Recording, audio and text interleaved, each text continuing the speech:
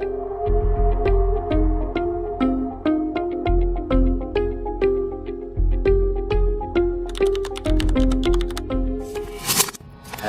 my name is Lai Jian. I am a former cyber security engineer from the company named LGMS Group.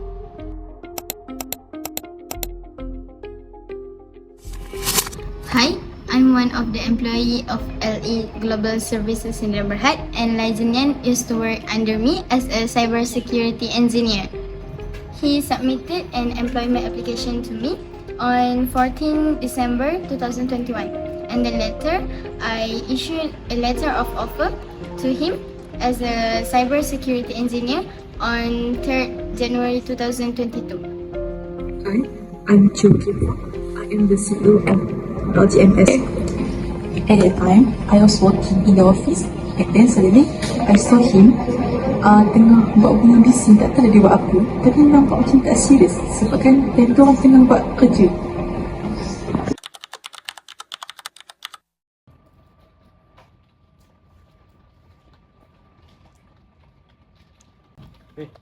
Sekejap ni.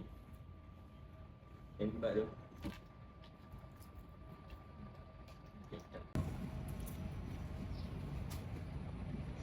Oi, buat apa tu?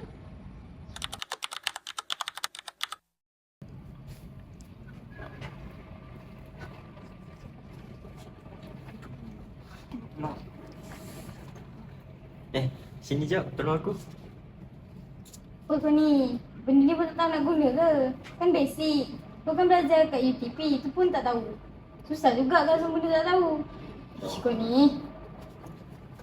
Unfair treatment to new joiners and interns. So, untuk budak intern ni, diorang allow untuk copy, paste and filing the report, and diorang ni prohibited untuk join apa-apa pen testing activity, and diorang juga prohibited untuk belajar macam mana pen test tu proses dia lah macam tu. And kalau korang ni tunjuk yang korang ni loyal and perform well lah dalam kerja ni, korang boleh access, tapi dengan syarat team leader korang lah yang pegang kuasa tu untuk bagi korang access ke tak. So aku rasa benda ni macam tak patut, sebab yelah kita rakan sekerja kot, kenapa kita kena permission lah apa kan. Macam tak ada kebebasan tu untuk access untuk buat kerja lah, padahal macam okay lah macam tu. And yeah, I think itulah yang membuat aku tak suka dekat syarikat ni. Okay lah bro. Ultra micro management. So, apa yang aku nak ulas kat point ni adalah yang aku betul-betul tak suka lah.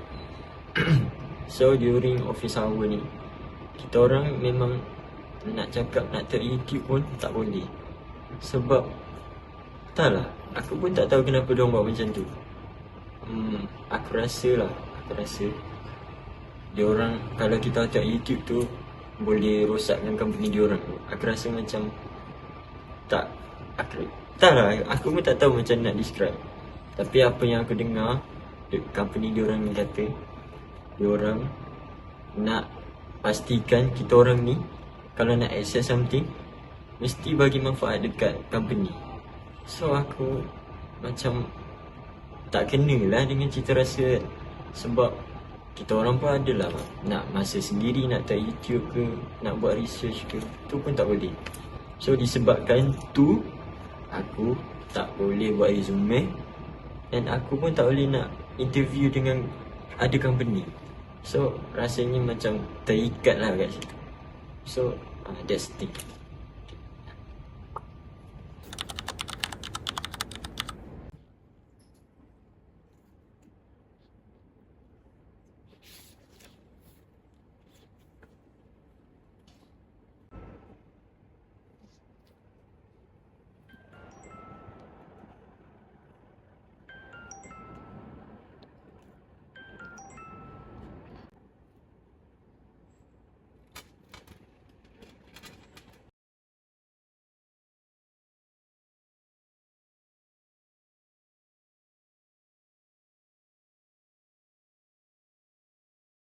Apa yang duk main phone sangat ni?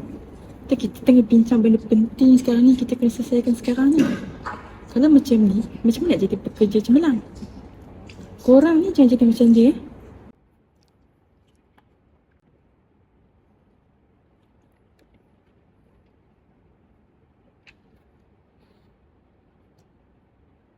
Taking 5-star reviews.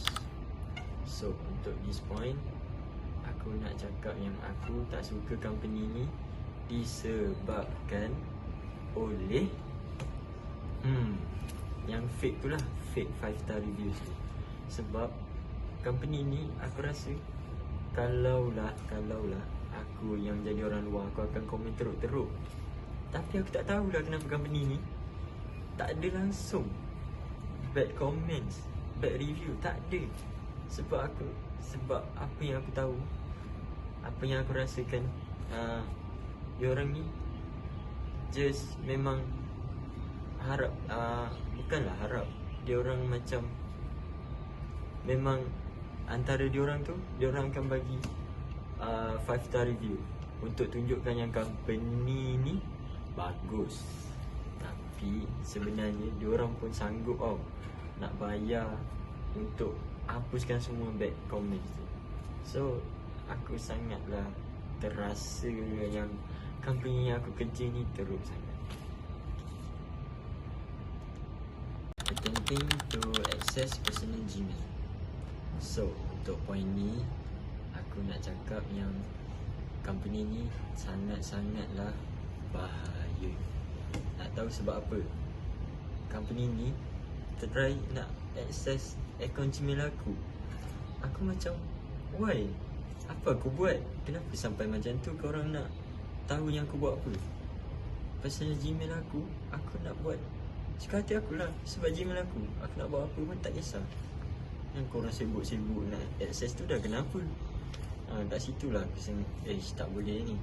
So aku, disebabkan tu, aku cuba sedaya upaya aku untuk check format balik laptop aku 2-3 kali supaya nak make sure yang diorang ni tak boleh access langsung. So aku rasa tak patut pun korang buat macam tu. Kenapa sampai macam tu sekali buat kat pekerja korang?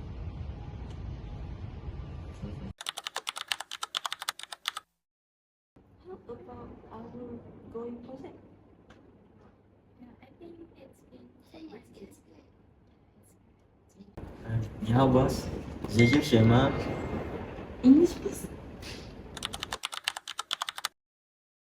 The High Court held that the defendant, Lai Jinyan, was liable for defamation against all 4 plaintiffs. The court found that these statements published by the defendant were defamatory in nature, as they would lower the plaintiff's reputation in the eyes of reasonable members of society. The allegations went beyond mere opinion and were presented as statements of fact.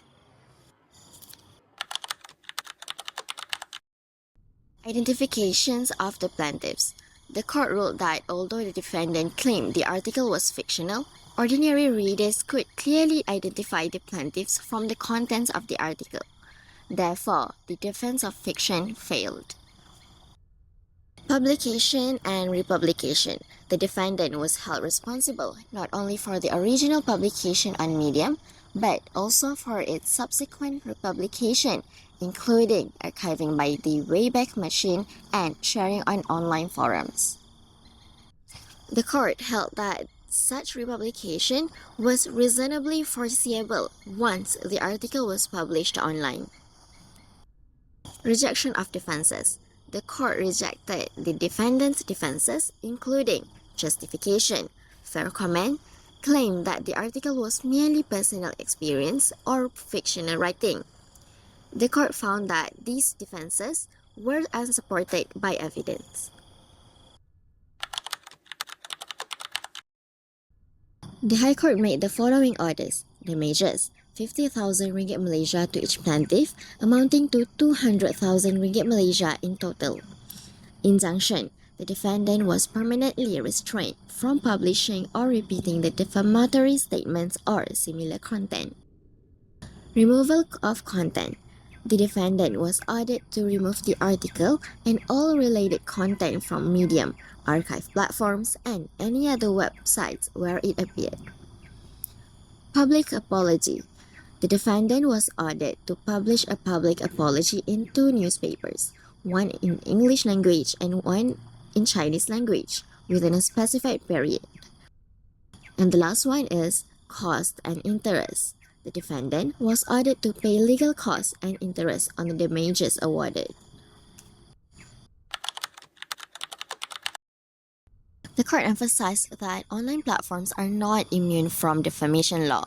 Disclaimers such as fiction or personal experience do not protect a writer where readers can identify real individuals and where reputational harm is caused.